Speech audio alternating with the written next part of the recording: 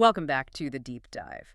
Today, we're taking on a stack of sources you sent us, all detailing the academic heavyweights of Canada. That's right, we're going on a rapid analytical tour. And the mission here is pretty simple. We want to give you, the listener, a strategic shortcut. By the end of this, you won't just know which universities are leading. You'll know where Canada excels on the world stage. We're talking about the surprising, specialized niches that make these places global powerhouses. This is about extracting the DNA of Canadian academic excellence. Okay, let's unpack this. We've organized these institutions sequentially, climbing the global rankings ladder. We're starting just outside the top 200 and moving fast. Let's do it. First up, the University of Ottawa coming in at number 237 globally. And its defining feature is, well, it's pretty unique in the world. It's the largest bilingual university, right? Operating in both English and French. Fully. And its location in the capital gives it this unparalleled access to government institutions. Which has to fuel their key strengths. Oh, absolutely. That's why they're so strong in political science programs and also leading-edge health law research. I mean, being next door to the policymakers is huge. A quick fact on this one, it was founded way back in 1848. And it has over 45,000 students today. A major institution. Okay, moving west, we hit the University of Calgary, ranked at 211. This is the one that's really branded itself as Canada's, quote, entrepreneurial university. Entrepreneurial how, though?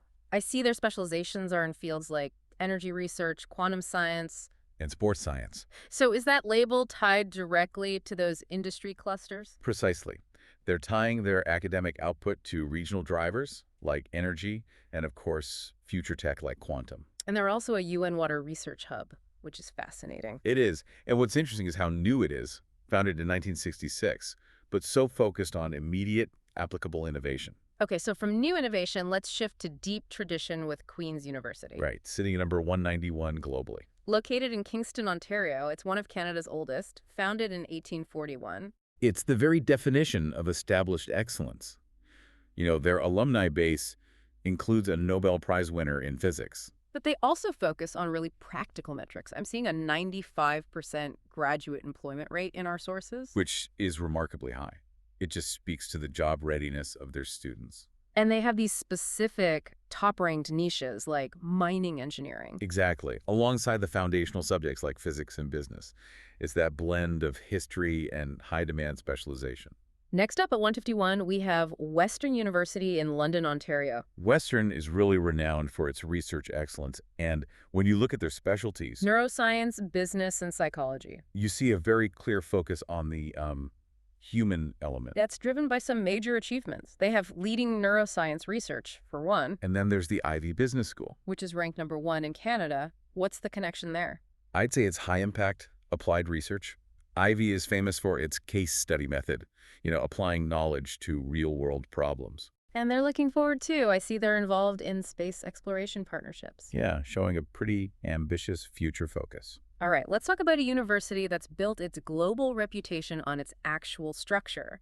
The University of Waterloo at 119. Canada's innovation university. And that identity comes from one defining feature. The world's largest cooperative education program. That is such a critical detail. Co-op means students alternate academic semesters with paid full-time work placements in their field. So it's not just a summer internship, it's built right into the degree. Literally woven into their DNA. And it's why they are global leaders in computer science, engineering, and mathematics. The achievements are stellar, too. A quantum computing hub and home to Nobel laureate Donna Strickland. It's a talent factory. That model just works. Just slightly ahead at 116 is McMaster University in Hamilton. McMaster is famous for its world-class medical school, but its biggest contribution might actually be pedagogical. Hold on, we need to unpack that. What do you mean? They pioneered problem-based learning, or PBL, a method now used all over the world. Okay, what exactly is problem-based learning? It's sort of the reverse of a traditional lecture. Instead of learning facts first, students get a complex, real-world problem. Like a patient case in medicine. Exactly. And they have to research and learn what they need to know in order to solve it.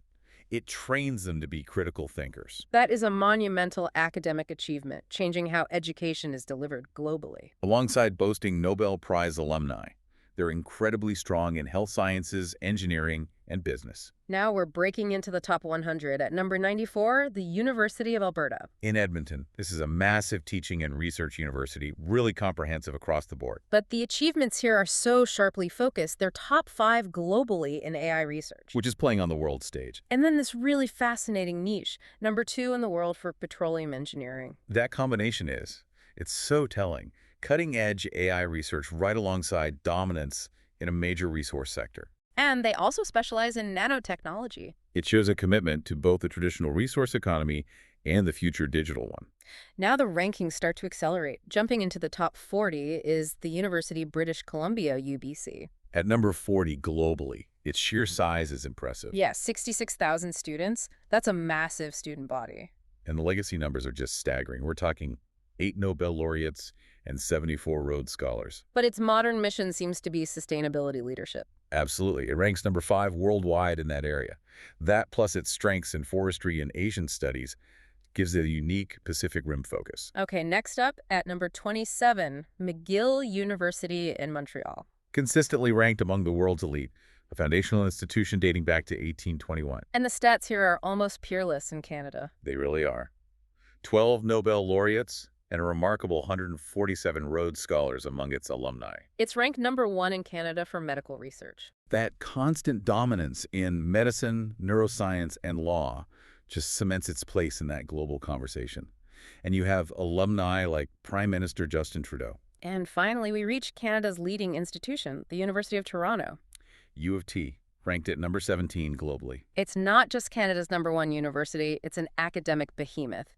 Over 93,000 students. Its identity is really defined by that scale and comprehensive excellence. Yeah. U of P is a world leader across the board, medicine, AI, sustainability research. So if there's a major global research trend, U of T is probably driving it in Canada. It really serves as the national anchor in so many of these critical fields. Okay, so let's zoom out. We just ran from number 237 to number 17. What patterns are just jumping off the page here? Well, the first and most obvious one is Canada's overwhelming dominance in medicine and health sciences. It's not just U of T and McGill, right? Not at all.